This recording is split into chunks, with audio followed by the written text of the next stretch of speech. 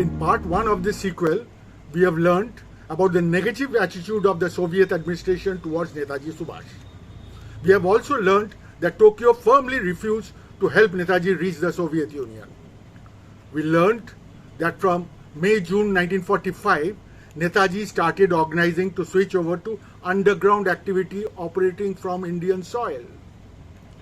We also came to know that Netaji himself was to return to India. It was decided he would be dropped somewhere in Assam or Bengal. Next month, that is July, Netaji went to Singapore and visited several camps and units of the Azad Hind Fauj. He also visited important stations in Malaya, accompanied by Major General Alagappan, Major Swami, Colonel I.J. Kiani, Colonel Nagar, and Colonel Habibur Rahman, and addressed some meetings.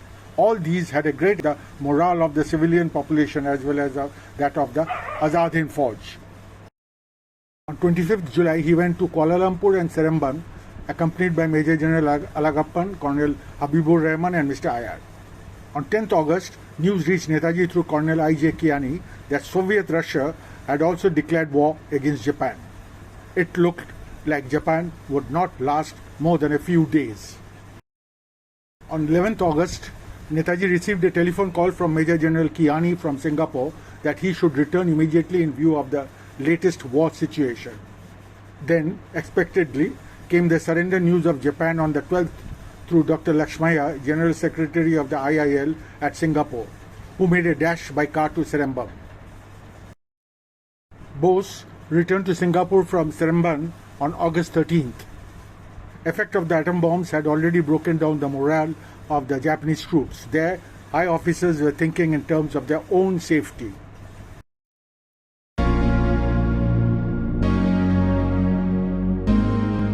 Netaji started thinking on the arrangements to be made for the INA troops during the surrender period.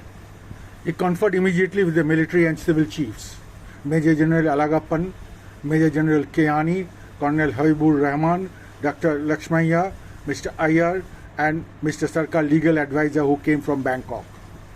They were all at Netaji's house situated on the seashore. The cabinet discussion went on non-stop throughout August 14th till the morning of the 15th. It was an emergency. The discussion centered around the immediate situation and how to face it. Most of the members present in the meeting suggested that Netaji should leave Singapore and go away to some other safer place, as the Allies would adopt a very vindictive attitude towards him. Netaji said no. He was prepared to face the consequences with other colleagues. The worst they can do is to put me against the wall and shoot me, and I am prepared for it.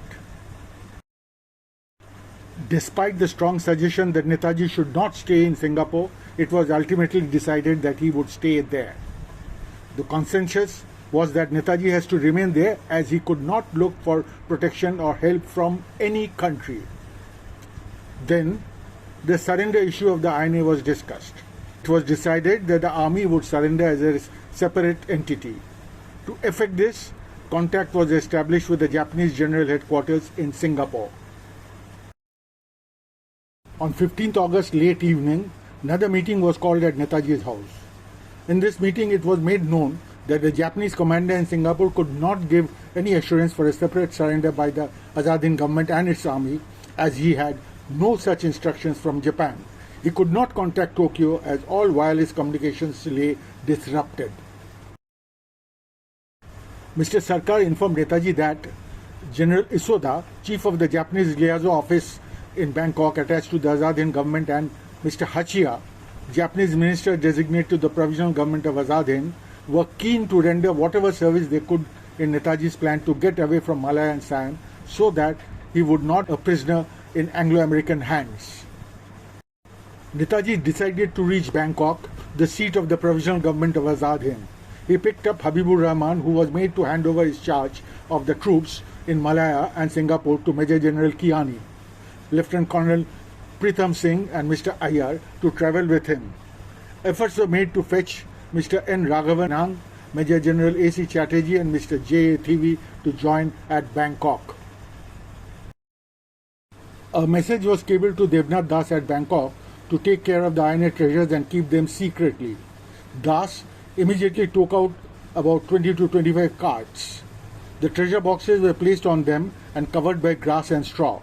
They were brought to Netaji's residence at Bangkapi in Bangkok, and the treasures were kept in charge of General Bhonsle. Netaji's personal valet Kundan Singh was given the keys.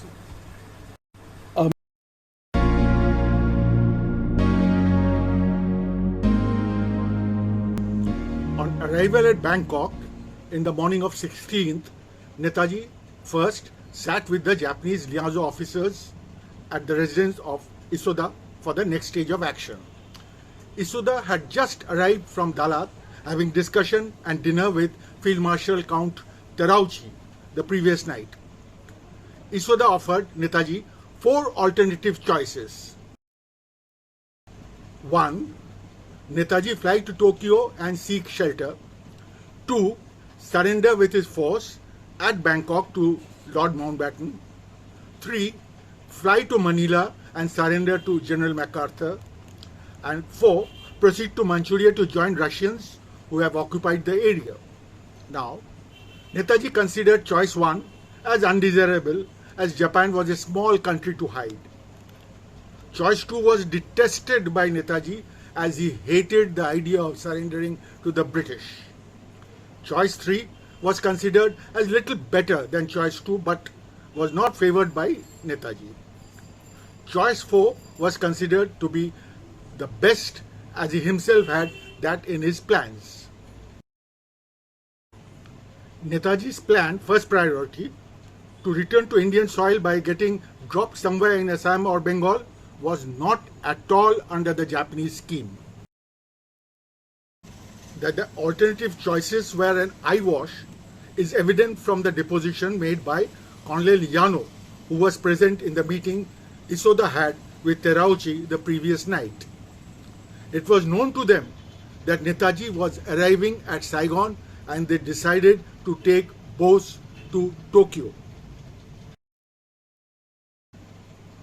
From Isuda's residence, Netaji went straight to the IL headquarters, where he met a large number of prominent civilians and members of the Azad Hind government and discussed the latest situation. Later, he made arrangements for disbursement of 2 to 3 months advance salary for the INA and IIL personnel, donations to Thai Bharat Cultural Lodge, Chulalongkorn Koran Hospital and Indian Association. Late in the evening, he called a meeting of all INA and IIL officers at his residence. There, he announced his decision to leave Bangkok for an adventure into the unknown with SAIR Devnath Das, Colonel Habibur Rahman, Captain Gulzara Singh, Colonel Pritam Singh and Major Abid Hassan to continue the struggle for freedom, and asked them to report at his residence with their belongings early in the morning. Later that night, he sat with his personal valet Kundan Singh and Abid Hassan and repackaged the treasures in 4 iron boxes. The boxes, according to Kundan Singh, weighed 2 to 2.5 mons, that is about 75 to 90 kg. At 5:30 am of the 17th, Netaji and his team left for the aerodrome in 5 or 6 cars. General Bhonsle, Colonel Thakur Singh, Colonel Ratauri, Colonel Malik, Ishwar Singh, Raghunath Sharma, Bhaskaran, Kundan Singh, Sunil Roy and UC Sharma were present at the airport. The team left Bangkok for Saigon in 2 planes. In one plane were Netaji himself, Habibur Rahman, Pritam Singh, IR and Mr. Nigashi, the Japanese interpreter. In the other plane were Gulzara Singh, Abid Hassan, Devnath Das, Isuda and Hachia. Netaji had a plane of his own named Azad Hind, but it remained grounded at Bangkok since April 1945, having been badly damaged in an air raid.